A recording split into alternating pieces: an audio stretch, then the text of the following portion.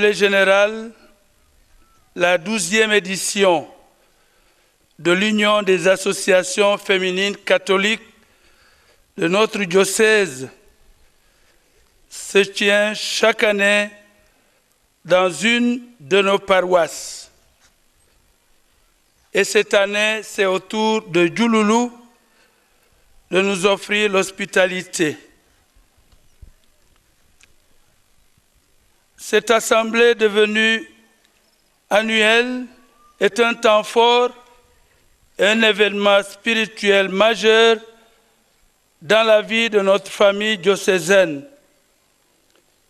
et dans la vie associative et spirituelle de nos femmes catholiques, tant par sa régularité que par la grande mobilisation de ses membres. Elle est l'occasion de retrouvailles et de communion fraternelle pour être forts et pouvoir porter l'Évangile dans nos familles, dans nos communautés et dans notre diocèse. Et nous voulons ici saluer cette force que vous constituez pour notre Église. Nous savons toujours compter sur vous pour la fidélité de votre engagement et la détermination de votre foi, car nous en savourons les fruits dans nos paroisses et dans notre Église. En cette année, c'est au tour de la paroisse de Saint-Martin de Porres de Diouloulou de nous accueillir. Je voudrais, au nom de notre diocèse de Ziguinchor, et en votre nom à tous, remercier l'ensemble des composantes de cette paroisse qui, depuis bientôt une année, est en branle pour nous offrir un bel accueil. Je voudrais remercier les autorités administratives, Monsieur le préfet et ses collaborateurs, les autorités municipales, Monsieur le maire et son équipe, les autorités militaires qui assurent la sécurité, car nous connaissons ce que nous avons traversé aux confins de cette localité à la frontière avec la Gambie. Le commandant de gendarmerie et ses équipes, la presse qui va amplifier nos rencontres, la Croix-Rouge,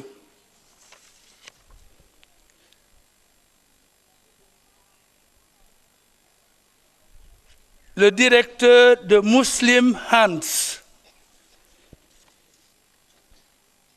le bureau local de l'UDAFC, les communautés chrétiennes et musulmanes de Diouloulou,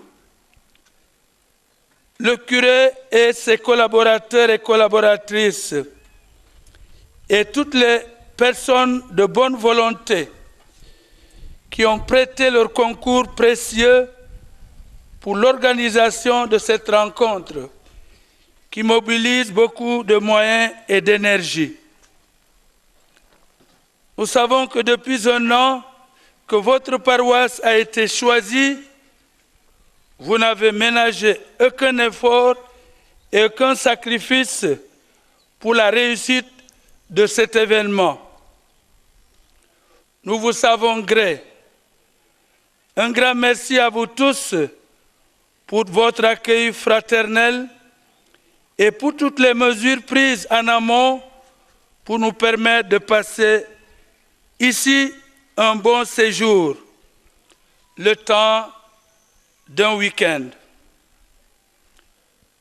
Le Seigneur qui sait lire les intentions et qui sonde les cœurs saura mieux que nous récompenser chacun à la mesure de son dévouement de son effort et de son sacrifice. Chaque fois que vous l'avez fait à l'un de ces petits qui sont mes frères, c'est à moi que vous l'avez fait. Et nous pensons que c'est dans cette intention que vous nous avez accueillis. Car nous sommes ici chez nous, mais nous sommes étrangers. Et l'action en faveur de l'étranger est une œuvre de miséricorde. Chaque fois que vous l'avez fait à l'un de ces petits qui sont mes frères, c'est à moi que vous l'avez fait. Tel est le thème mobilisateur que, chères femmes, vous avez choisi de vivre au cours de cette présente Assemblée générale annuelle, en lien avec l'édition précédente qui a eu lieu à Moulombe il y a un an, qui, elle, reprenait le thème de l'année jubilaire de la miséricorde. Vous avez voulu ainsi vous inscrire dans la continuité de pouvoir capitaliser en actes et spirituellement les fruits du jubilé de la miséricorde. Si l'année jubilaire de la miséricorde nous a rappelé la place centrale de la miséricorde de Dieu dans nos vies de croyants, a fortiori dans la vie de tout baptisé disciple du Christ, par le thème de cette année, vous avez voulu inviter l'ensemble de notre communauté diocésaine et en particulier l'ensemble de vos membres à passer en acte au quotidien avec les œuvres de miséricorde. Qui mieux qu'une femme qui incarne l'amour de Dieu et les entrailles d'une mère, Dieu qui s'est identifié à une mère est mieux placé pour vivre ces œuvres de miséricorde. Car la femme est dépositaire de la vie, de l'amour et de la tendresse dont la source est Dieu. À ce titre, nous vous invitons à être à l'avant-garde de ce combat spirituel que l'Église, par le pape François, nous a rappelé pour amener les hommes de notre temps à comprendre et à croire que Dieu les aime, par nous qui avons découvert son amour, car nous sommes enfants de Dieu. Oui, chères femmes, plus qu'aujourd'hui, vous êtes appelés à nous rappeler par votre vie et votre foi en Jésus-Christ la miséricorde de Dieu que vous vivez au quotidien dans vos familles en faveur de vos époux et de vos enfants et que vous devez vivre dans la société, dans l'Église pour devenir des instruments de l'amour de Dieu. Oui, la miséricorde s'est incarnée par le Christ et comme disciples du Christ, nous devons tous en vivre. Et l'année de la miséricorde nous a encore rappelé l'actualité des œuvres de la miséricorde.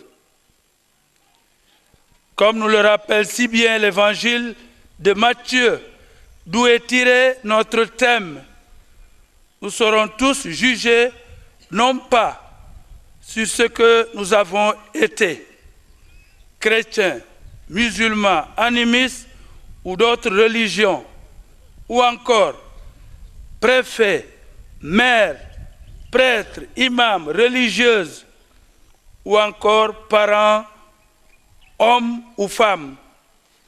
Mais nous serons jugés par le Christ glorieux sur l'amour dont l'expression est les œuvres de miséricorde en faveur des nécessités et des pauvres, des plus fragiles, qui sont l'image du Christ incarné.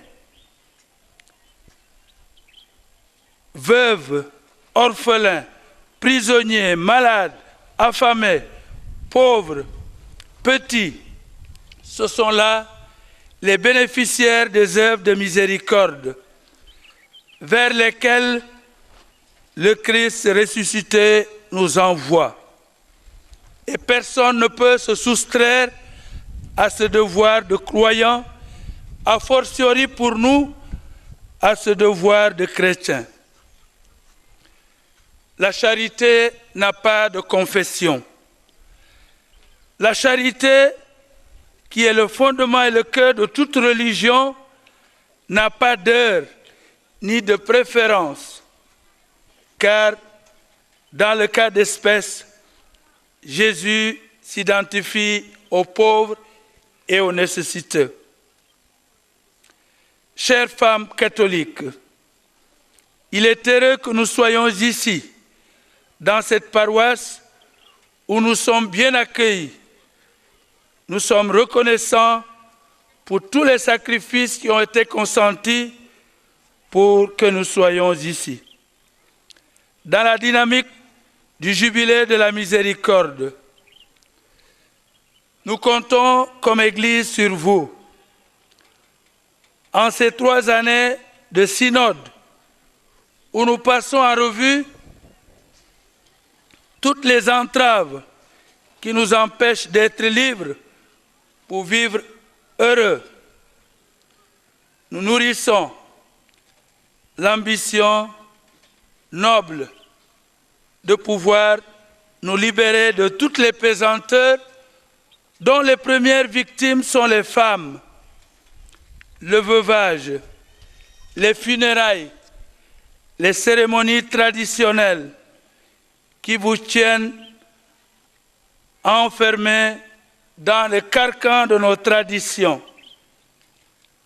Nous voulons, à travers notre synode, pouvoir faire de vous des femmes libres, épanouies et heureuses de pouvoir promouvoir la vie pour nos enfants, pour nos époux, nos frères et sœurs, et que nous soyons les instruments du Seigneur.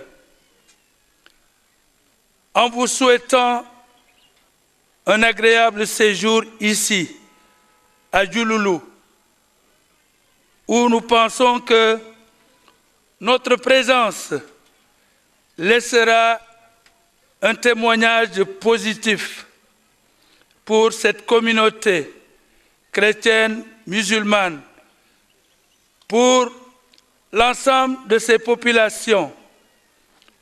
Nous ne manquerons pas de prier pour tous qui nous ont aidés.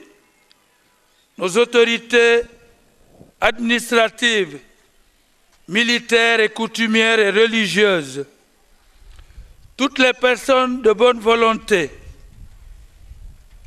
tous qui sont en communion avec nous, qui n'ont pas pu être là pour une raison ou une autre. Nous prions pour que ces journées soient des journées de communion dans la même foi, des journées de fraternité et de soutien les uns avec les autres, mais aussi des moments de prière pour que notre région connaisse véritablement la paix et qu'elle amorce le développement pour un pays émergent. Je vous remercie tous pour votre patience et votre aimable écoute. Sur ce, je déclare ouverte la 12e édition de l'Assemblée générale de l'UDAFC ici à Diouloulou. Vive l'UDAFC, vive notre pays.